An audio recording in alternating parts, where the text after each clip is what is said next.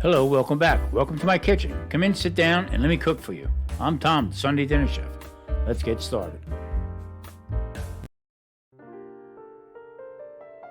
Hey everybody, welcome back. Well, it's Sunday afternoon. We're having a little afternoon cocktail party. And today's feature is going to be a fondue. Now, what is a fondue? Well, fondue is a pot of melted cheese, usually some kind of Swiss or Gruyere, in wine and some garlic. And it's served in a communal pot, and everybody has their own skewer. So as we go further down into this video here, I'm going to explain to you exactly how this works. Now, today, what I'm going to be doing is I'm featuring a nice green apple, Granny Smith green apple, some mini bell peppers, okay? Also, we're going to be putting up some pork belly. Rather than using bacon, I'm going to use the pork belly because pork belly really adds something to it. Just stop and think. If you're going to be using Swiss cheese, nothing better than bacon with Swiss cheese. Also, I have some sweet sausage here. What I'm going to do is this beef smoked sausage, by the way. I'm going to be cutting this up too. Everything's going to be made to fit onto your own personal skewer. Today's feature is going to be smoked Gruyere and also some baby Swiss. This combination right here is going to be fantastic. Now, let's get on with. Now, the whole purpose of this is to cut everything up bite-sized so that when you do dip it into this melted cheese, that it adheres to it, but it also bite-sized so that you're not taking more than what you can chew at one time. Let's put it that way. So I'm going to cut this broccoli up, and what I'm going to do is I'm going to put it in the microwave because it's already pre-cooked just to heat it up a little bit. Then everything else is going to be cut to be bite-sized.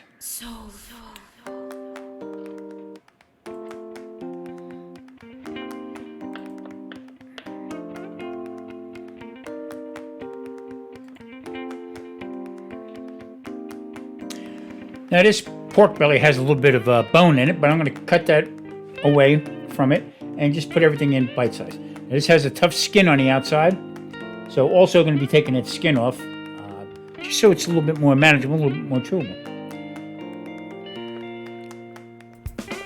Now, everything else is going to be pretty much self-explanatory until we get to getting the cheese going. So just kick back and listen to some nice music and think about being at a cocktail party with Muffy and Biffy. Muffy?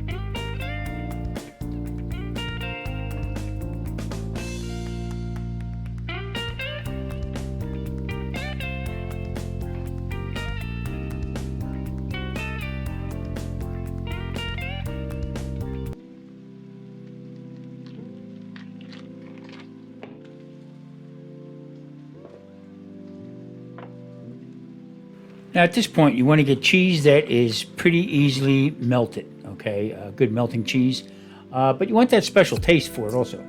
So what I'm going to do is I'm going to take this Gruyere right here and I'm going to cube that and the Swiss cheese up into small bite-sized pieces just so that it melts well together in the same pot as I'm trying to get this to a nice, creamy, silky, velvety, whatever metaphor I can use, cheese for our fondue.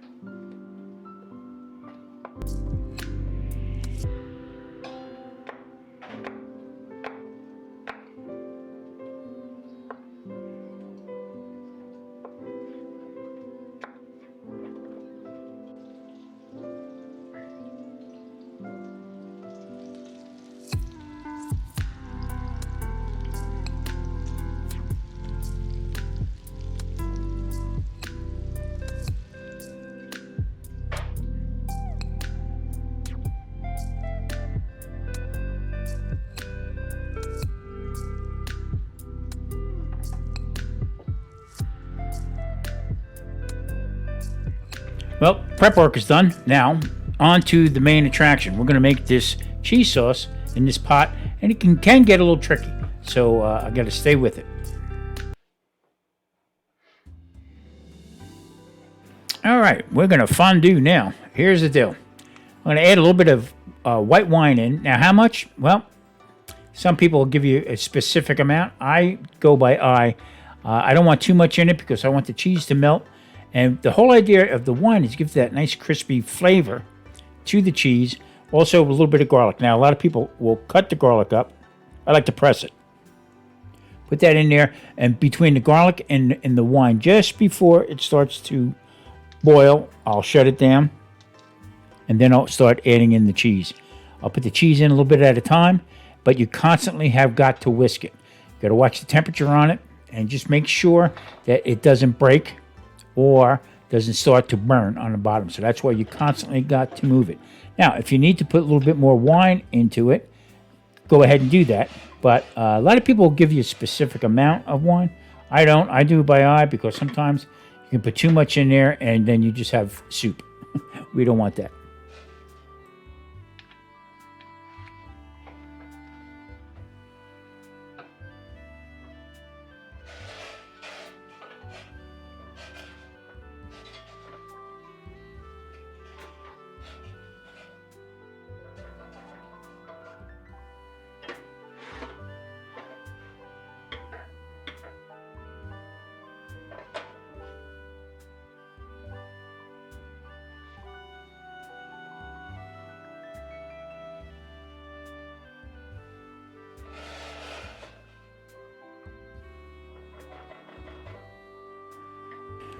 Okay, so now you can start seeing it bubbling up every time I put the whisk in there. It's getting to the point where the wine, I don't want to cook the wine anymore.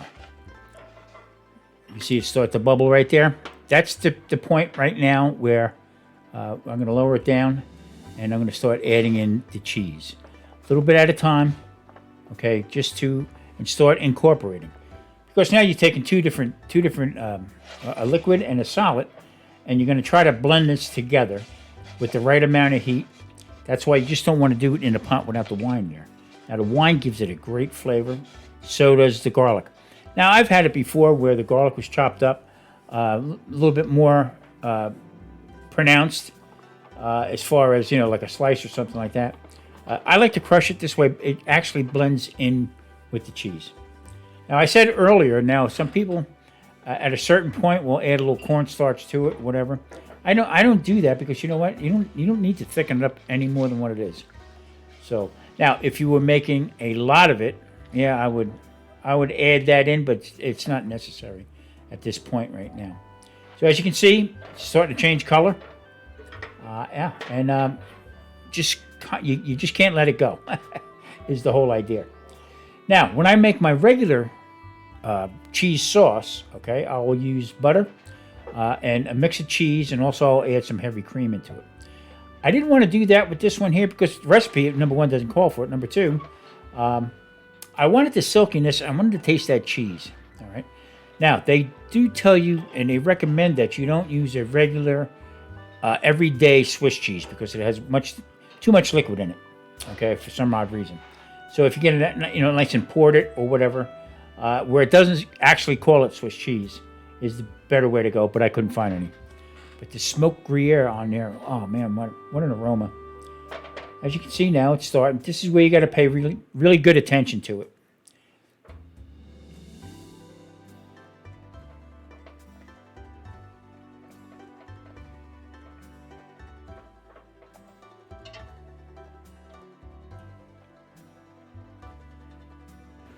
Okay, as they lift it up now, you're going to start seeing some of the ribbons starting to form. You can still see that it's a little bit lumpy in there. This is why you got to constantly keep with the whisk going in here. You want to keep this stuff moving, incorporating the wine in with the way that it has melted out of it, and also blend in that the wine and also the garlic in there. So it's constantly got to move. What will happen if you let it go, it'll just turn into a big lump. Very hard to dip anything into it because it won't adhere to it, won't stick to it. So, all right, what we're going to do now is I am going to be just still whisking and trying to get that lumps out of there. This is getting very close. This is getting very close to where we want it to be.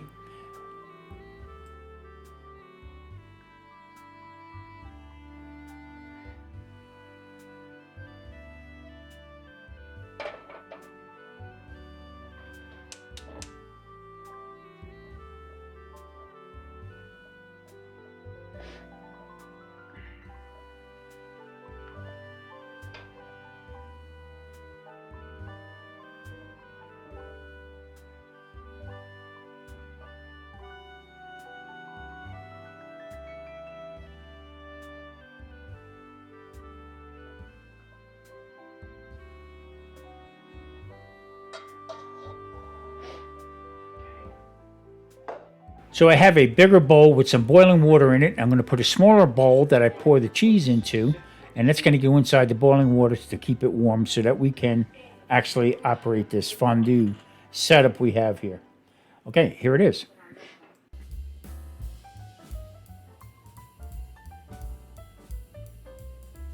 Well, there you have it. My neighbor looked at me and said, "Tom, what are you cooking?" I said, "Fondue." She just stared at me.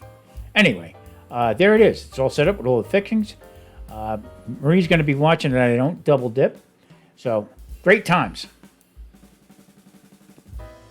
Here we have fondue. So, what I did was I made a super duper one. Took a little bit of everything. So, what we have here is we have some sausage, sweet sausage, also some pork belly, a little bit of broccoli, some peppers, green apple, and some pork rinds. And a glass of wine. A salute.